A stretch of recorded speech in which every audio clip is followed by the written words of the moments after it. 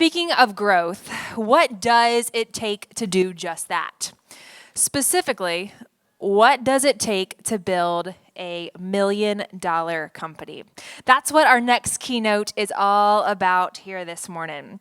So we are excited to welcome a serial entrepreneur to the stage, Mr. Patrick Bryant, as he shares and unpacks his playbook that he has built over 30 years in this business. And this playbook that he is going to share with you all here this morning has led him to being a founder of $6 million businesses. He's one of South Carolina's most successful founders. He's deeply passionate about the power of entrepreneurs, and he'll share his takes on advice, failing fast, and what to do with a no, and other nuggets of wisdom. So we're going to have a little fireside chat up here with Patrick, and he's going to be joined by Greg Hilton. You might have heard of him. He'll be coming up here, and I looked up his LinkedIn to try to, tell you a little something about him.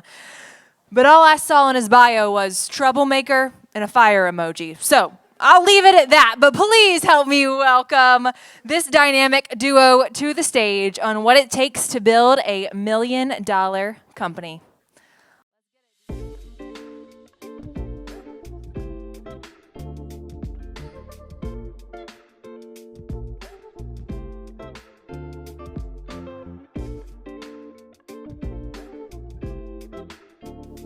Hello, sir. How are you? I'm fantastic. Hey. You live now? Are we good?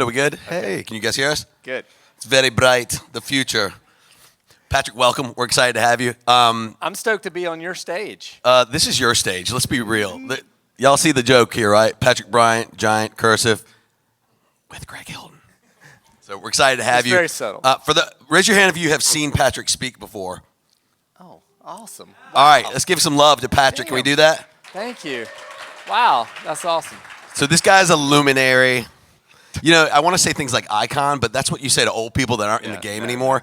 And Patrick is very much in the game. We're thrilled to have you back. This is your third time at the Growth Summit, I think. It is my third time, and I'm super stoked. Every time, Growth Summit actually is the first event before I end up speaking at other spots. So kind of like it's always my favorite time. First love? You never forget your first. Well, and you give me like these ideas of what you want me to do, and then that ends up morphing to stuff that I'll do the rest of the year. I am not bossy. That was not a very nice thing to say. My wife would agree with me. Not bossy? Okay, getting a head nod. Although my favorite thing was this morning, I went to the registration table. This is for real. And I checked in as Greg Hilton, and they gave me his name tag. So I told Greg, that's as an entrepreneur, that is a big sign of success when the registration table doesn't know who you are. You've built something that's amazing. Well, we're here. We're actually, funny enough you say that. We're here to talk about how to build $1 million companies and design your way out of your business. So for those that have not heard him speak or heard his story, it is an incredible one. You're based out of Charleston. You have built $6 million plus businesses, one of those being very much past the $1 million mark. That's an incredible thing. I know you disagree, and I know you're going to be like, it's not hard, dude. Let me show you how.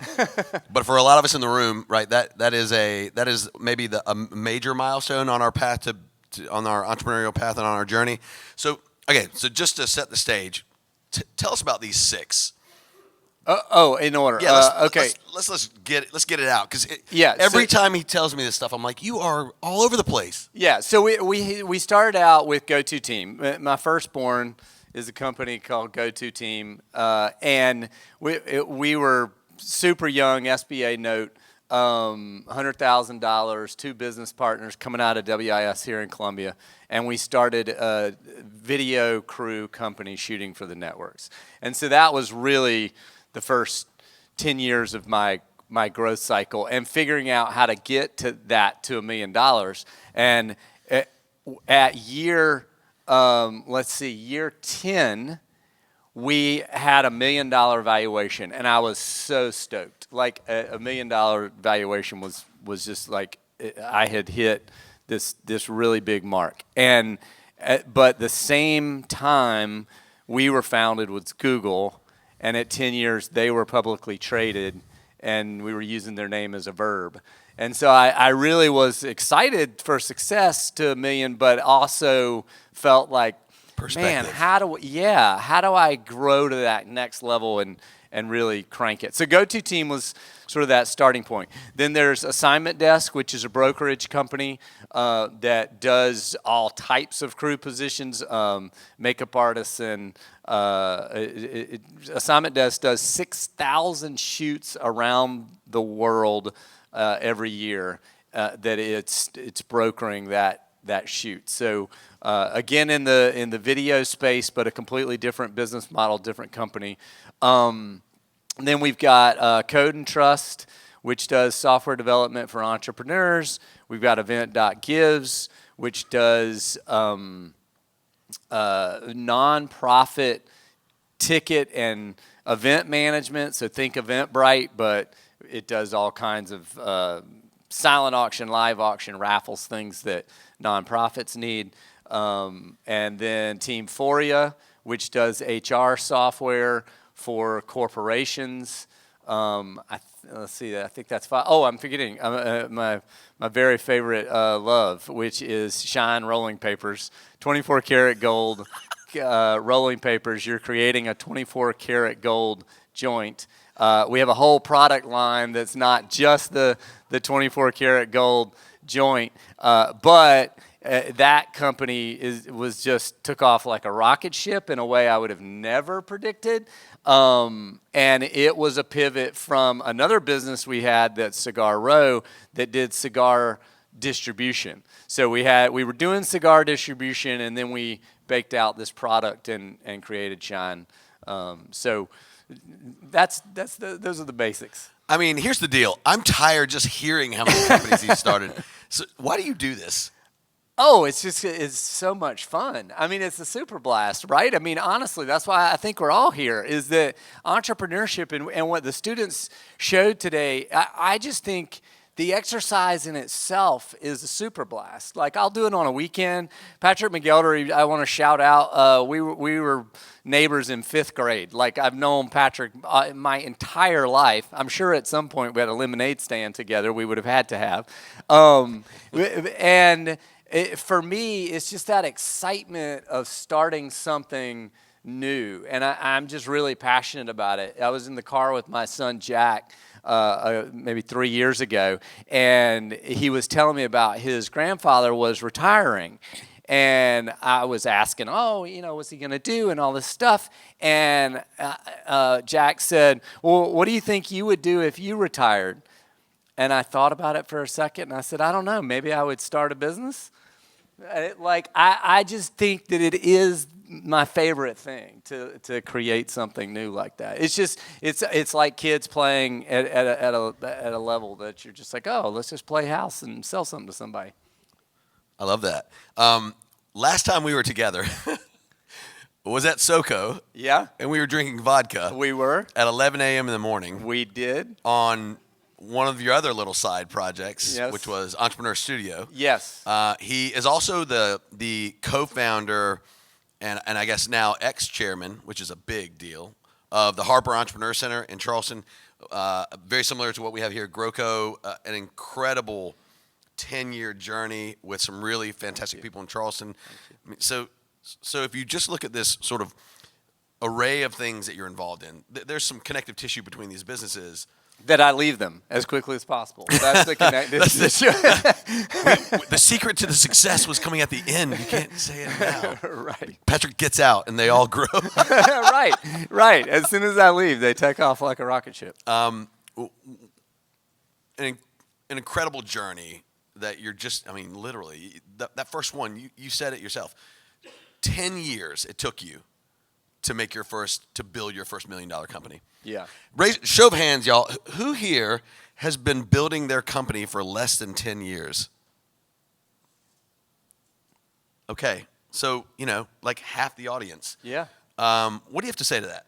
Well, I think it depends on where you get. I learned over time to do it faster, clearly, right? And even the Harbor Entrepreneur Center that you mentioned, that's now 10 years old, it's a nonprofit. I put a lot of sweat and love into it. It still took 10 years to get to a place that I felt like it was incredibly sustainable, and other people would come along for the journey and be chair, and we could have, a process. So some things just take time to get to a level that they have this sustainability, and I think that that's okay. I mean, I don't mind that, but I will say that there are tips and tricks and clearly things that I passionately believe you can do to make that happen faster. And for me, those are getting back to these milestones in this playbook. It's like, okay, look, first thing is obviously you come up with the idea. I mean, a lot of the students this morning showing us ideas. They've worked on it. They've talked it through. But then the next thing, of course, is a prototype. We got to actually have a product. We got to have something, even if it's our own time. We got to say, hey, I'm a graphic designer and I can design logos. Okay, we'll do one. Like you got to prove that you can do the thing, right? And then third is you got to get first sale. And once you get to first sale, then you got to do that well. And then you got to take the next step, which is offer that to more than one person, right? Now we got to offer it to 5 or 10 and 20 or whatever it is. And that's the first little milestone that I often ask entrepreneurs, especially in pitch competitions. Obviously, student competitions are a little different, but it's always, well, okay, how many sales have you had? I don't even need to know that you've made a lot of money, but if you had 10 sales, okay, good. We're at a stage. We've hit a milestone, right? And then how many people have you offered this product to? Like, we have a website and people Google it. Like, no. How many people have you talked to about this product? And if it's less than 100, then I'm not even interested in investing yet. It's like, just go communicate with 100 people. And if you can't do that and you haven't asked 100 people, and if you told me you communicated with 100 people and they all said no, I would be like, well, we have some pretty valid market feedback, right? I mean, that's pretty crystal clear data. We've got to iterate on something.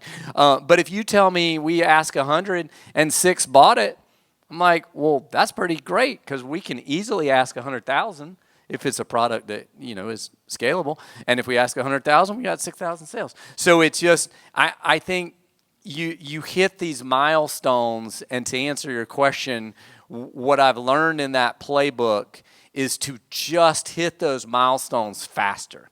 And now we can literally do it in a weekend where it's like, we've got an idea, we're going to pivot it to something we can create a very quick prototype on. And graphic designer with selling your own time to build a logo, I can do that in 16 minutes. And now I got to go offer that to somebody. I got to convince them that I'm good enough to sell it. As soon as I do, they buy it. We're first sale. I could do that in an hour, right? And then the next step is, okay, from there, how do you iterate? How do you get good? How do you get more people to buy it at the next milestone?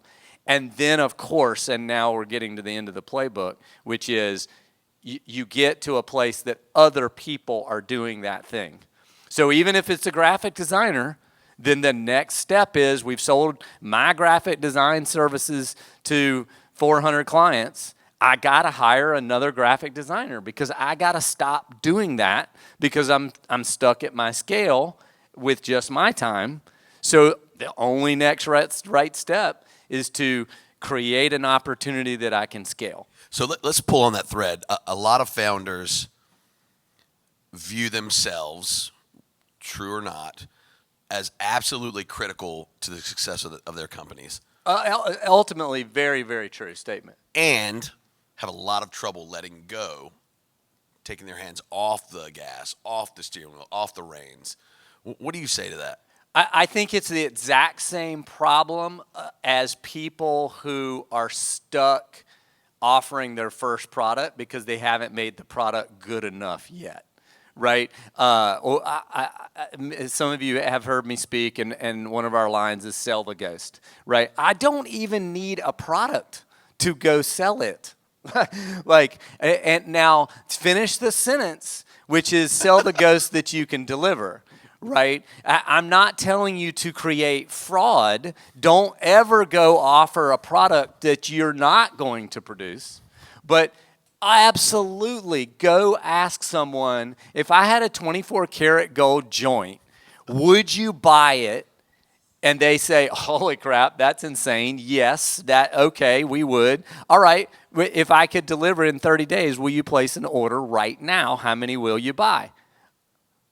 And if they say yes, I can go create a gold joint in 30 days and replicate it and hand it back to them, right? So I don't think that you have to have that limiting fear moment, which is another one of my lines, which is do not operate from a place of fear. It's like you don't have to have that limiting fear moment that your product's not ready, that you don't know if the next person is going to do graphic design as well as you. You don't know if when we open the hotel that the maid service is going to perform correctly. Okay, we'll be there.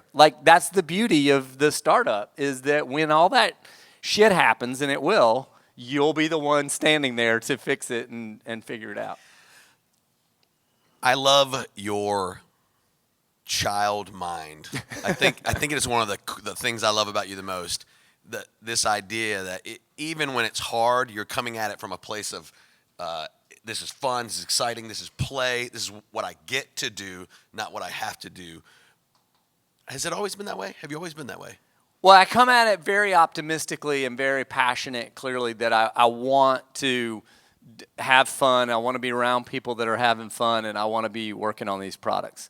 Having said that, I just said to Dirk, who I love, when people comment that my Facebook looks amazing, I say, but I also don't post when people sue me, right? I'm not saying that this is easy. It's not easy. If you have 140 employees, you are going to get sued. That is just how it is. And man, that sucks. I really don't enjoy it. Now I've learned to hand it off to other people and try to, not be as involved and focus on the things that are making money. Outpace the idiots, I call that. But so many nuggets. but I think that the key is that when you're in it and it hurts, then you gotta understand that comes with the territory. Just like if we're working out, right? Lifting weights hurts. But if you want results, that's just part of what we do. I just want to be clear that it will be hard, and you will hit these roadblocks, and hopefully you're there with people that you're having fun with, and that you can make it a good experience. But you will encounter those hard things. John, I'm staring at you. John shared something on LinkedIn the other day that was talking about ways that you can build wealth, and it was like you can wait a quadrillion years, and invest passively in real estate. You can invest in your retirement. All things you should do, or you could build a business and do it a lot faster. And somewhere along the way, John was like, and it's fun, but not like in the sandbox play fun, but the character building kind of fun. So just a hat tip to John. I really love that post. It was fantastic. So a lot of sacrifice, even when you're playing. What's been one of your biggest regrets, right? I mean, again, we beg and plead with our life partners to give us, please give us a little space so I can try to do this. It's long nights, it's weekends, it is constant, failures that you have to, lift yourself back up off the floor and keep moving forward. What has been your biggest regret as you've gone through this journey? My biggest pain as an entrepreneur, and I mean this so sincerely, is screwing clients. I can count for you the 5 times in my life that I went home from my workday and had screwed a client. And man, that just feels the worst. And now it goes back. And now I wasn't selling the ghost or anything like that. I was delivering on a product that we knew we could deliver, that we were delivering. We just did it badly, right? We just tripped. We just made a mistake. We told somebody something that we thought we could deliver, and then we couldn't. I'll just give you a stupid example just because it comes to my head. One time we accidentally booked a shoot, and I'm not joking, for Charleston, West Virginia, and for Charleston, South Carolina. And I woke up the next morning with a client that was like, where the hell's the crew? What's going on? Whatever. And I had just screwed it up. And I felt, and here we are like 20 years later, and I still remember it, right? Because I felt so bad. And it's a mistake that everybody could make, right? But I made it, and it was me. And it hurt because it cost that client a really big setup and a lot of cost that they had other people planning on being there and were counting on me. And so it was not a laughing matter. It was like, God damn it. Like, man, those hurt. Those are the ones that I lose sleep over it. Like, it feels like it hurts today still. Like, Oh, yeah, bit. no, that one does, especially. I mean, his face went from like... Yeah. I could tell 5 more, but it's just when you're telling it, in my line of work as a customer development, business development expert, I am telling people I'm going to do something, and I'm putting my name on it. I'm saying we're going to deliver this, and that's how I bank trust. And that's how I get to build the next business very quickly. Because when I go out in the world and I offer a product or service, my little circle around me goes, Patrick's going to deliver. And so I built that trust and that capability. And so when I don't, and I have to take a little bit of that trust back, it hurts. Like, I really don't like that at all. And so there's been plenty of times where it's been done to me, and that, because a business partner made a mistake or an employee did something that hurt the client, which, that's the cost we pay, and it hurts a lot. Yeah. I don't know. How many of y'all saw Cassie Ray speak yesterday? I saw her too. I was on the back crying, so I'm good now. She's amazing. She said something at the end of her talk. She said, you're going to fail forward. So what are some of the forward fails that you've had, right? Because he's a man. He's not a machine. Obviously he's fallible. What are some of the maybe some of the lighter, more fun learning moments that you've had as a entrepreneur and business owner? I'm a completely different person than I was 10 years ago. 10 years ago, I was incredibly hard driving. And I knew that if the two of us were competing, that I was just going to hold the fist under the water longer than you. I was certain of it. I had an older brother that Patrick knows who would just, mercifully, cause me grief in my life. And I can remember him holding me under the water as a young kid, thinking that I was going to drown, and just thinking, I am not going to give him I'm going to die not squirming. I'm not going to give him the satisfaction that this hurts. But so that's who I was 10 years ago. What I've learned in the last 10 years, and I make this mistake at least once a week now, is that I got to back off, and that especially if I come at you negatively, I am too intense. So there's actually this part of me that has learned, especially in a meeting, that I don't have to win, that I don't have to be sharp-tongued, I don't have to make my point. I can sit back and do it in a more gentle way, and I'll write it down, and then I'll have a conversation with an employee after a meeting, right? Like, guys, this is growth right here on this stage. Exactly. No, today. and the main reason this comes to my mind is because I literally did it yesterday. Like literally yesterday, I was in a meeting and we were debating as a company about combining two brands. And it was an internal meeting, and we're talking about a logo going away and what that means to those people that work for that company. And it was like a really important meeting. And one of our very long time employees who takes bullets for me said something, and I snapped and just like had a defensive bad boss moment in the meeting where I just said something I shouldn't have said and had to call her later that night and say, look, I was wrong. There's no one in this building that protects me more than you. You didn't deserve that. So that's my biggest failures is always when I react incorrectly as a leader because I'm pushing us too hard and I snap and I say something I wish I hadn't.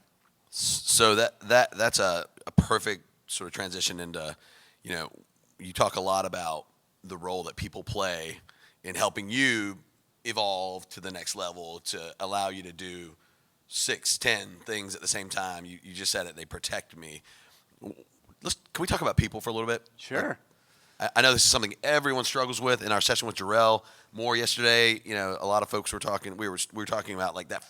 If you're at that early stage and you're looking at that first hire, it's all the money you've got and you're putting some stuff on the line. I mean, what would you say to that individual? How do you do the people thing well at the early part of this game? At the earliest part of it is just hiring somebody that you can trust to do the thing you need them to do, right? I mean, and when I meet new hires, especially at the early stage, it's number one, do I feel like they're trustworthy and their attitude and their motivation is they want to win? And so that's the number one thing. And then the number two thing is, can they actually accomplish this task that I'm giving them if trained? Because I think way too many of us in the early stage miss what Hilton knows, which is I can train this housekeeper or I can train this back of office person to do this role because there's systems in place. So first and foremost, attitude, trustworthiness, that soft skill of is this someone that I want to work with? That's number one. Number two is, can they do this thing if I train them the way I want them to do it? Because again, especially at the early stage, you are going to be there.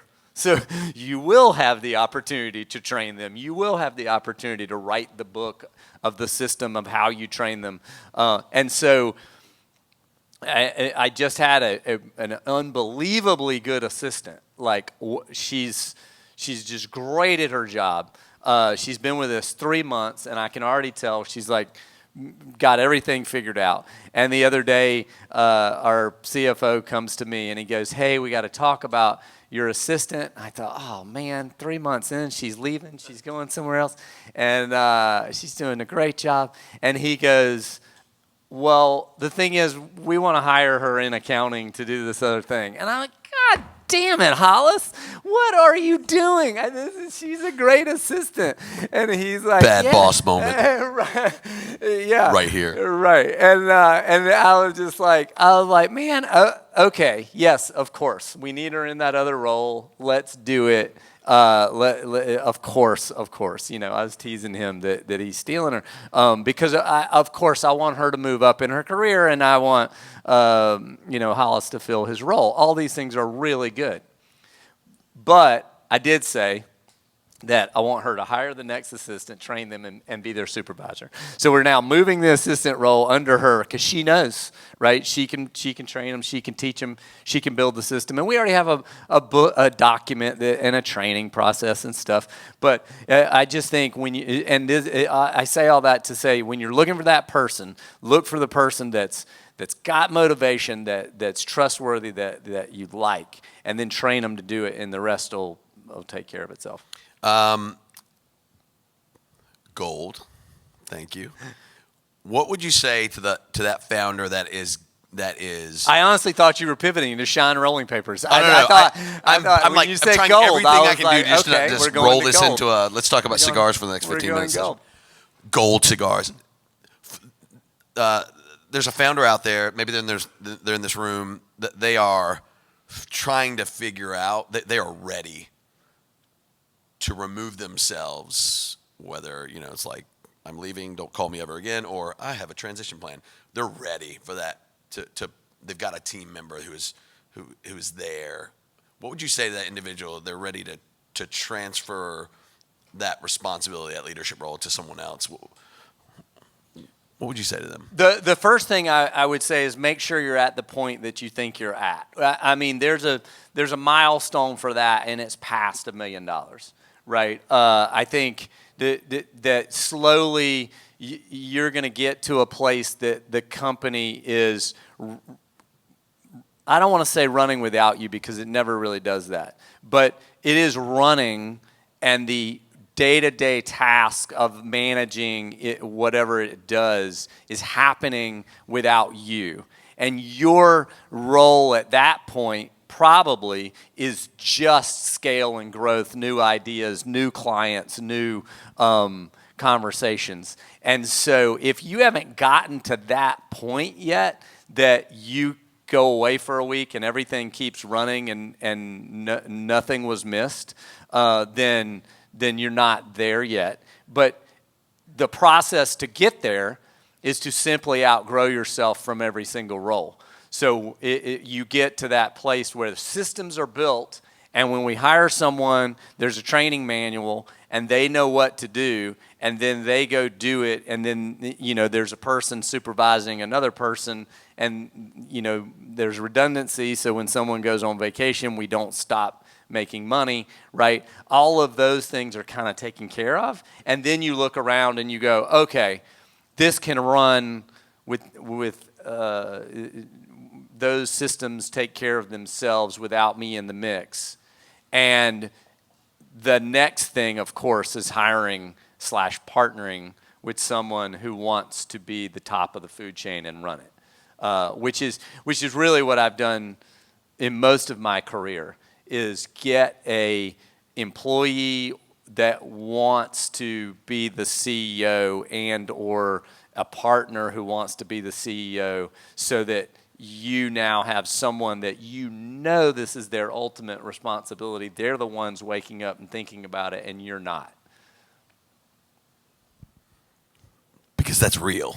Right, and that's a very hard thing to transition. That's hard. To a lot of folks. That's really hard. That would be a whole, everything is stages, and I think as we think about those milestones in the original playbook, it's okay. I gotta create a product. I gotta make first sale. I gotta offer it to a bunch of people. All those steps and milestones that we got to check off the list.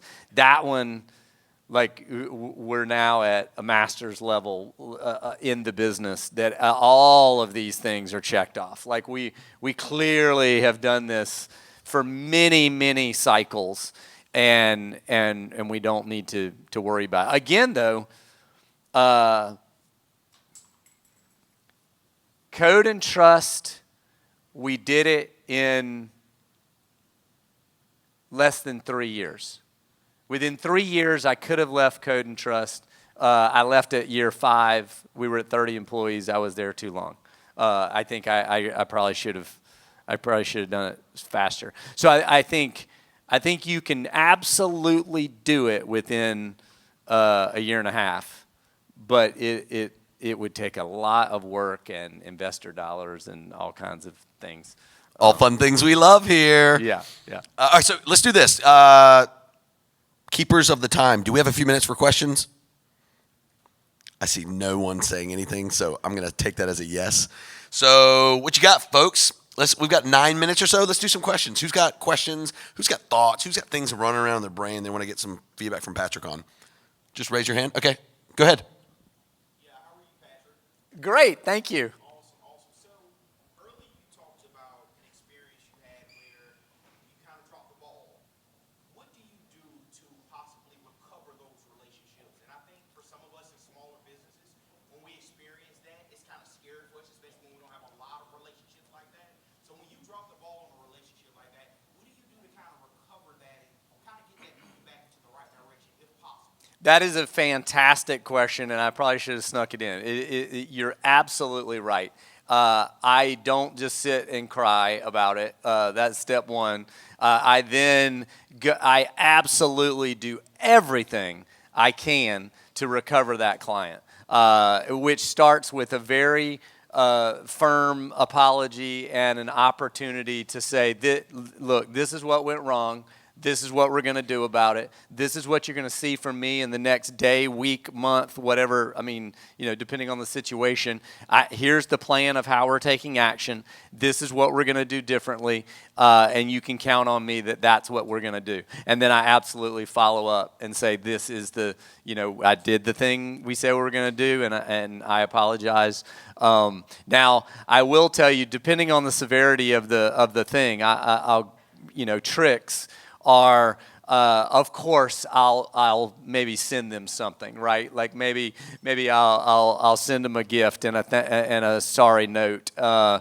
Maybe I will offer them a future opportunity to do business with me. That is one of my kind of favorites. Let's say something went wrong with a product. I won't just give it to you for free. I'll give you the next one for free because I want you to come back, right?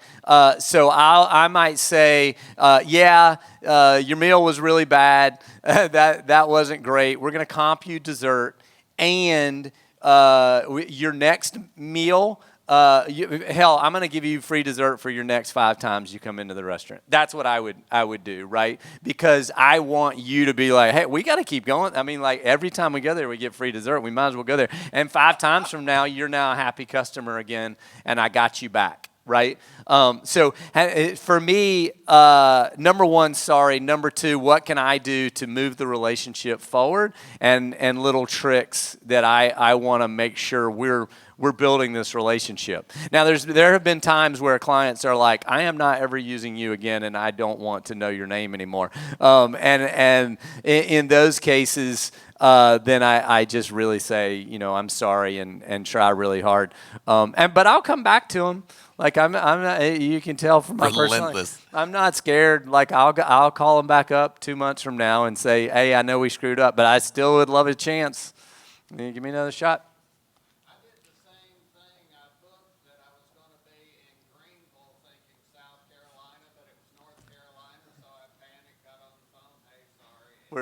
We're brothers in that. With your Charleston, were you able to smooth it over and move forward on that one? Yes, in that particular case, I mean, the other ones, sometimes I haven't been able to, but in that one, it was NBC News who we worked with literally every day, but it still felt bad. But thank you. Justin.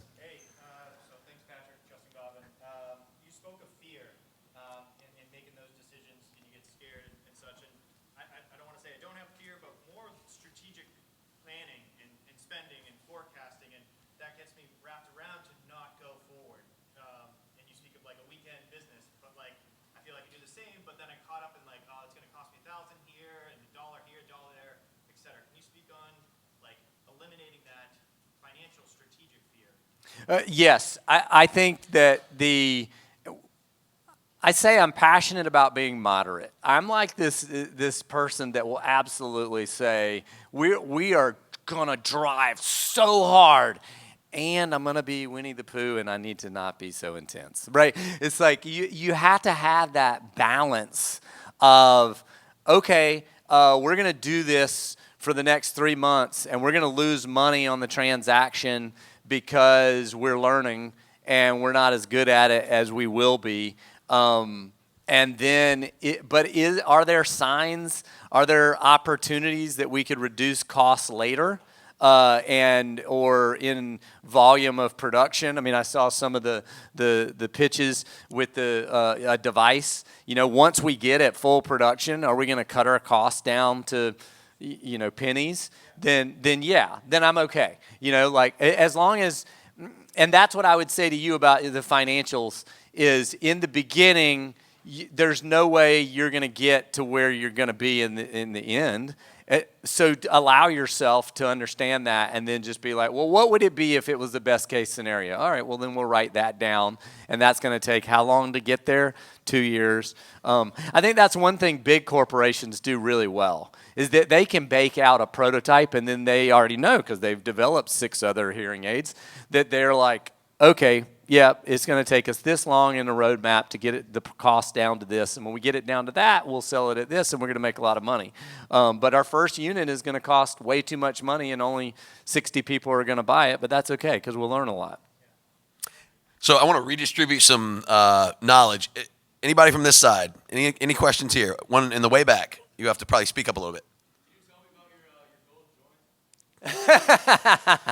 Yes, I absolutely can tell you about my gold joint. I pitch products for a living. Shine Rolling Papers is a 24 karat gold. Our number one seller is a cone that you would put cannabis in and you just roll it off and you've got a joint. It sells in about 3,000 stores around the United States. It sells at retail for about $14 a pop. So one joint paper, no cannabis in it, would be $14, and then add cannabis, of course. But let the good times roll. Yeah. And so it's such a fun product when people hold it for the first time. They get really excited, especially if they are cannabis users. If they're not cannabis users, they go, I don't understand. What is this? But if they're cannabis users, they go, what? Are you kidding me? I'm going to have a gold joint, and I'm going to roll this up and take it to a party, and it's going to be a good old time, right? They get really excited about it. I'll tell you one of my entrepreneurial highlights. I'm going to post on Facebook 10 entrepreneurial highlights of my life in the next month. And one of them is we just this week were awarded the trademark for the color gold on rolling papers. So thank you. That's awesome. I appreciate that. So it is only $140,000 worth of legal fees. Right. Nothing. We did have to spend a little clip on legal fees, but let me just say that what I'm stating is if you hold a rolling paper and it has 24 karat gold on it, it is a Shine rolling paper legally now in the United States. Woo. That's a big fucking deal. Can we get a round of applause? That's how we make magic. I'm not saying our name's on it. There's no logo. There's no name. It is a piece of paper with gold on it, and it has to come through our company. That's ridiculous IP. And so, having said that, I'll just for all the everybody studying in the audience, what's that mean to me? Well, right now on Amazon, our product sells for about $9 at retail. I just told you it's $14. That price is too low. Why is it too low? Because they're knockoff Chinese companies doing our product on Amazon. They call it some other name, Zog rolling papers, but it's still gold, right? And they're selling it for about $8. So our distributors chase them down and float at $9. Well, I'm going to be able to send this document in the next week to Amazon. We already have processed, kicking some of these guys off before because they were actually using our name. But now we're kicking them all off. And if you buy on Amazon, it's only us. There will be no other product on Amazon, and we'll be able to get our price point back up to $14, which is a huge freaking margin play, right? The trademark has been confirmed to have the certificate. Now those people don't know about it yet. So I'll come back next year and tell you how that worked out. So moral of the story is he's coming for you. Y'all, let's give a huge round of applause for Patrick, please. Thank you so much.